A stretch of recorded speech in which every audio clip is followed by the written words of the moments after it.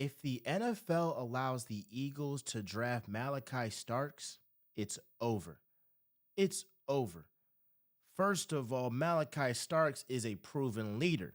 He showed up as a true freshman for Georgia, helped lead them to a championship in 2022. As a junior, he became a captain. This is a versatile defender that can play at all three levels. Talking about 998 career deep safety reps, 536 reps in the slot, and 444 reps in the box. He is excellent in zone coverage, something that Vic Fangio loves. He is really good in the slot. And I'm thinking about this, bro. Malachi Starks could potentially join a defensive back room with Quinyon Mitchell and Cooper DeJean. Yes, Malachi Starks is a safety, but there's going to be times that if he's an Eagle, we're going to see him defend in the slot. And who's better to teach him or to be that iron sharpens iron type of piece than Cooper freaking DeJean, who had himself a sensational rookie year. And I know Christian Parker, who's the Eagles defensive backs coach, who somehow, some way was not a DC this cycle. And I thank God and I thank the Eagles gods for this, because he is going to make this Eagles defensive back group elite once again. He's part of the recipe that transformed this Eagles defense, right? Because they were literally bottom 3 in the league in terms of their secondary. And they became the best pass defense in the league under Christian Parker. So in terms of comps for Malachi Starks, his comp would be Jesse Bates.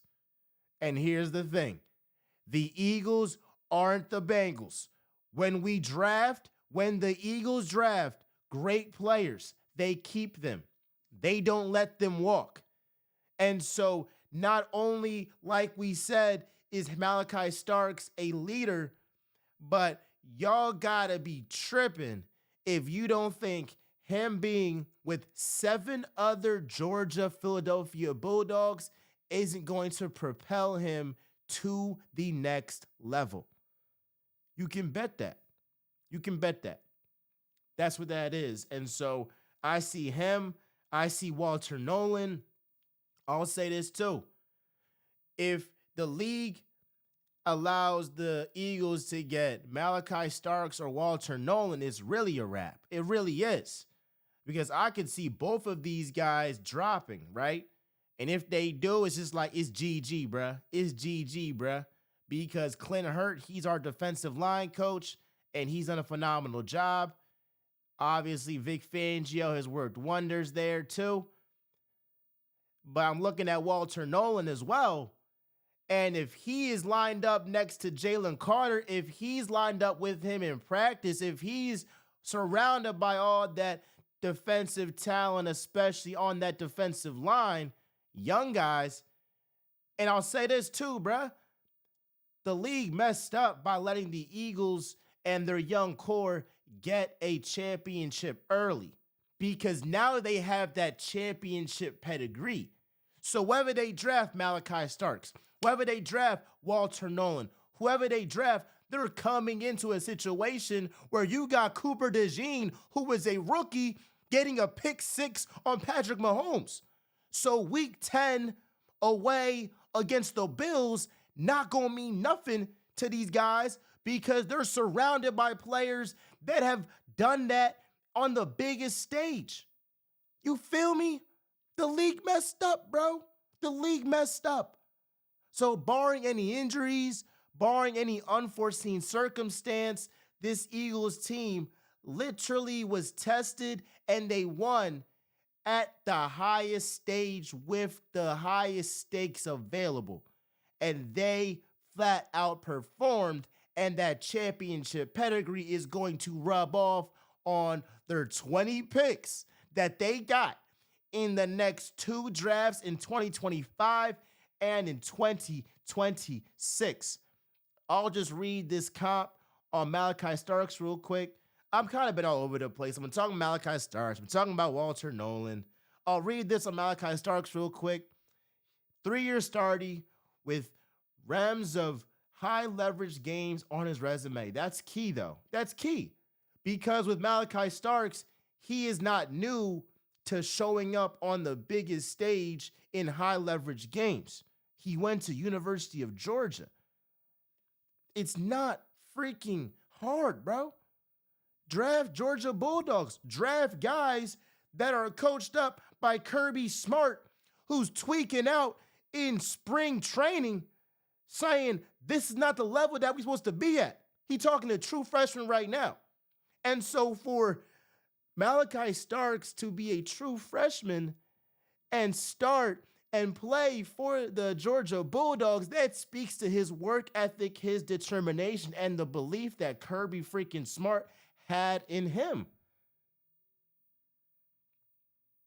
Come on. Starks is a versatile safety with size and athleticism to eliminate contested catches and the speed and ball skills to shine when the action travels deep. This is a guy that in deep safety looks, oh yeah, you're on Malachi Starks Island, and that island travels from coast to coast because his athleticism in contesting catches is the best in this draft. That's why he's the #1 rated safety in this draft. I'm a little bit nervous because I think that the Ravens might go ahead and try to draft Malachi Starks. Howie, you got to do your big one and trade up, if that's the case. Unless Walter Nolan is available, and you might have to just say, all right, we're going to go defensive line. Because I think the Ravens are looking at this like our secondary was dog crap. It was. And if you got Malachi Starks and Kyle Hamilton, oh my gosh, that's nasty. And they believe in Nate Wiggins and obviously got an all-pro Marlon Humphrey. That should be a damn good secondary right there. On paper, especially if they think Nate Wiggins is going to be nice, that should damn near be the best secondary in the league if they coaches do it what they're supposed to do. So all that being said, the Ravens might be weird and try to like get him before us, but we never know, bro. Maybe they get another weapon for Lamar Jackson. Connection to the route is inconsistent in man. So I think the two weaknesses that he has, because all these guys, obviously, they're not finished products right now. The thing with Malachi Starks is that in man coverage, he isn't the best in terms of timing when the receiver makes its breaks. So that's one thing he got to work on. And I believe that Vic Fangio and Christian Parker, like they did with Cooper DeJean and Quinyon Mitchell, they will sort that out for sure. For sure. That's what that is there. And against the run, he sometimes struggles to shed blockers. I mean, he can't be excellent in every single thing. But I've seen that guy face well against the run. And he also has a guy in Reed Blankenship who is a heavy hitter, who is not afraid of contact. And I keep saying it, I sound like a broken record, but it's true. Iron sharpens iron, brother. Iron sharpens iron. What's next? All right. He needs better discipline and anticipation to clean that up. Talking about the man-on-man coverage. He's not a true force player near the line, and his pursuit angles can be raggedy, but he gets guys down when he's in position. That's coaching. That's coaching. Starks has feast or famine moments on tape and disappointed with his short area testing at the NFL scouting combine. I'm not worried about that stuff, bro.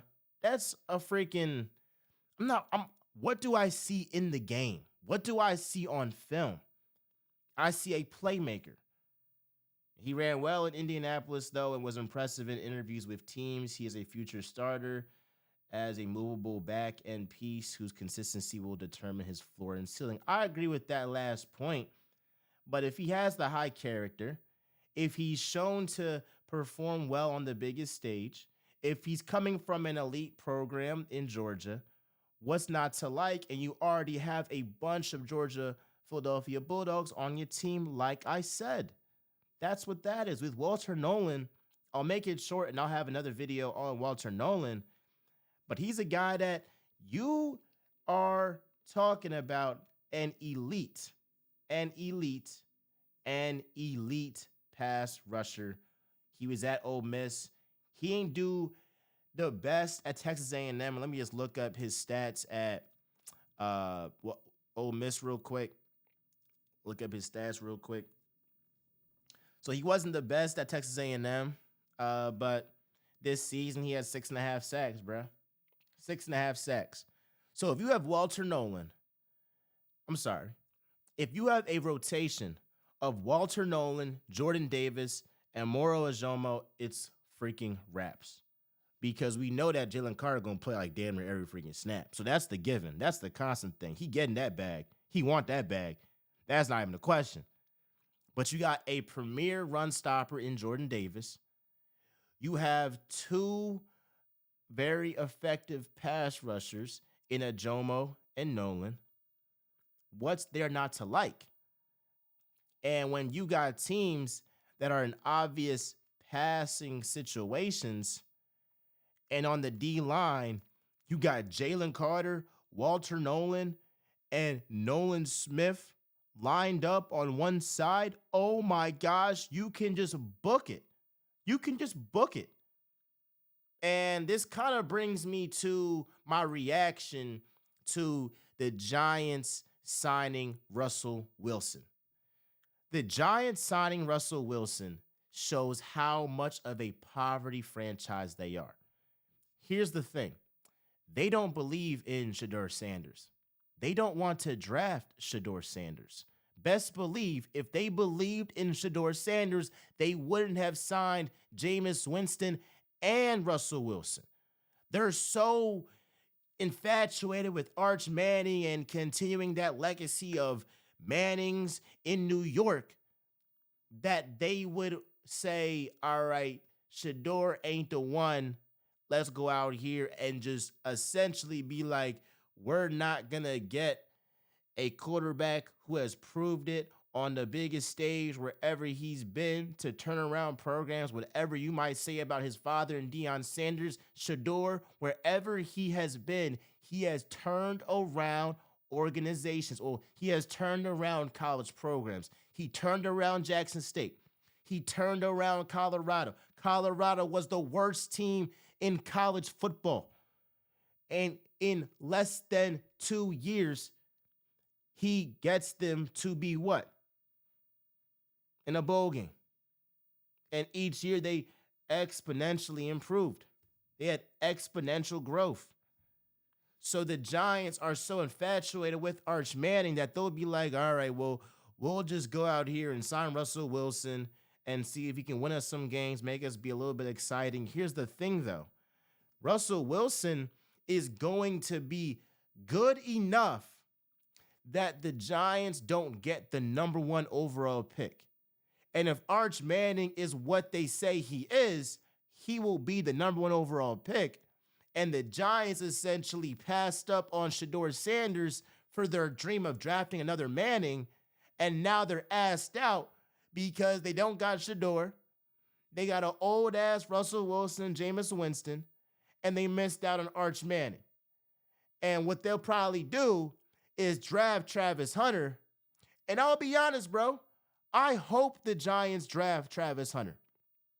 I hope they do. And this is not a knock on Travis Hunter at all. It's the knock on his positions, because I don't believe that the Giants, how they're currently constructed, they can create a roster that plays to Travis Hunter's strengths for real. Because in the slot, if Travis Hunter is a receiver, who's throwing him the ball? Russell Wilson throws that deep ball. He don't throw between the numbers. That's not him. And I'm sorry, as a cornerback, if Travis Hunter is lined up against A.J. Brown, that's easy work. And I'm sorry, Devontae Smith would cook the hell out of him.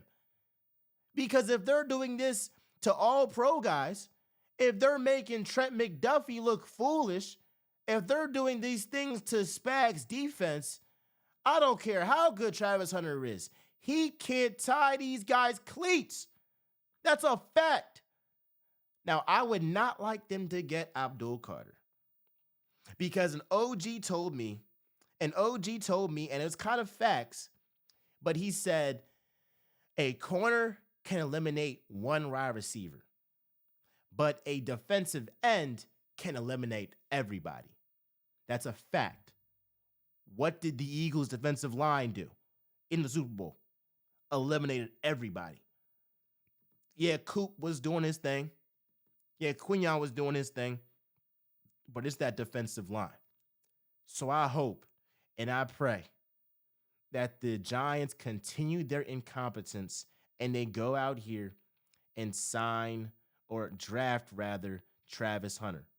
That would be beautiful. But yeah, again, just to recap, Malachi Starks or Walter Nolan, those are A+ draft picks right there. And we'll go on with what we'll do in like the second round, third round, fourth round, etc., and have our mock drafts. I'm looking forward to that. And then Russell Wilson to the Giants is just laughable. It just shows how incompetent of a franchise the Giants are and how the Eagles are only focused on the Commanders in the division. They're like that fly. And the Cowboys are a roach that we just stomp on each time. And the Giants are not even a thought, like maybe like a little gnat, not even a gnat, because you don't even affect me any type of way. I love y'all, appreciate y'all. We're talking MJ. Y'all know I always keep it real. Fly, Eagles, fly. I'm out.